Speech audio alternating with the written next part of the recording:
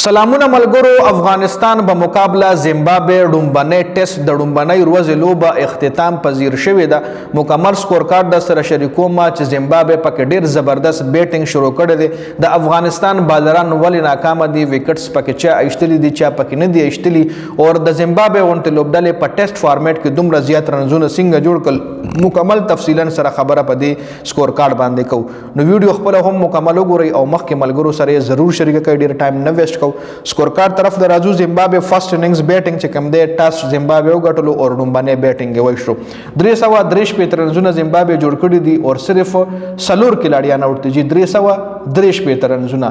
آیا دا پیچ د بیټینګ د د بالینګ د چې دومره ډیر سکور په زیمبابوے جوړ کو صرف سلور کلاړیان اوټ دي، نو پیچ د بالرانو د پاره هم خپېشته او د بیټینګ د پاره هم خپېشته.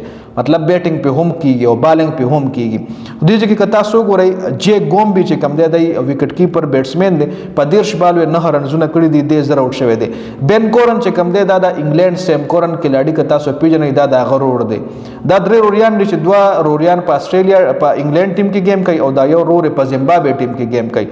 بن کورن د نوم دی چې د زبردست بیټینګ کړي 74 بال 68 رنزونه د جوړ کړي دي. جی بل دې نه علاوه ټیک کایټانو 88 رنزونه د پسلور او یا بالونو باندې جوړ کړي. خاص سټرایک ریټ سره بیټینګ کړي دي. خاډي کایټانو په 115 بالونو باندې شپږ سلوي رنزونه جوړ کړي دي. سین ویلیامز چې کوم دی سین ویلیامز دا د ون ډے کپتان دی، د ما خیال د ون ډے کپټن دی. یس په 115 بالونو باندې 115 رنزونه جوړ کړي دي او لا پکریس باندې موجود دي. سلیزه وخلې د جی ډیون مایرز 35 بالونو باندې 20 رنزونه جوړ کړي دي او کریج ایرون د کپتان دی د ټیسټ. نو د هم زبردست اننګز کړي پشپکم سل بالونه د وخلې دي او شپک 50 رنزونه د پشپکم سل بالونو باندې جوړ کړي چې شپک سلوريزي د وخلې دي. او سین ویلیامز چې کوم دی د درې چکي او 9 سلوريزي په خپل اننګز کې په خپل بیټینګ کې وخلې دي. د افغانستان په بالینګ لاین اپ کوم نظر واچو نو افغانستان سره بالینګ لاین اپ کې خو ایکسپیرینس بالران دي. نوید زدران 14 اورونو کې سلور شپې رنزونه ورکړي دي او یو وکټ ایشتلی ده. عظمت الله عمرزی ناکامه بالر دی، وکټ یوم نه ایشتلی په دې ټیسټ میچ کې یو لس اورونو کې 13 رنزونه یو اور میډن هم وکړي دي. الله محمد غزنفر 22 اورونه کړي دي، 3 اورونه میډن وکړي دي، 3 اتیا رنزونه کړي دي او 2 وکټې ترلاسه کړي دي. ظاهر خان 13 اورونو کې 88 رنزونه یو وکټه، ضیاء الرحمن 11 اورونو کې یو اور میډن وکړي یو سلوي رنزونه ورکړي دي. عبدالمالک شپږ اورونو کې 23 یو اور میډن وکړي، وکټ یوم نه رښتلي. حشمت الله شاهدی پکې هم خپل 3 اورونه کړي دي چې 14 رنزونه ورکړي دي.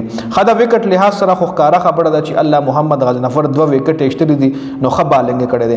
خو ایکسپنسیو بالنګ چې کم کړي دي هغه ظاهر خان او نوید زدران کړي دي چې ډیر زیات رنزونه ورکړي دي. جی نو دا مکمل سکور کارت د ډومبنی ورځې.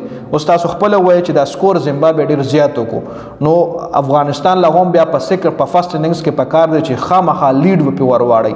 افغانستان له هم بیټینګ کې تکړه کېدل بیا پکار چې د زیمبابوے خلاف خو زبردست بیټینګ وکړي. نو دا مکمل سکور کارت ډیر زیات مننه د ویډیو کتلو. والسلام.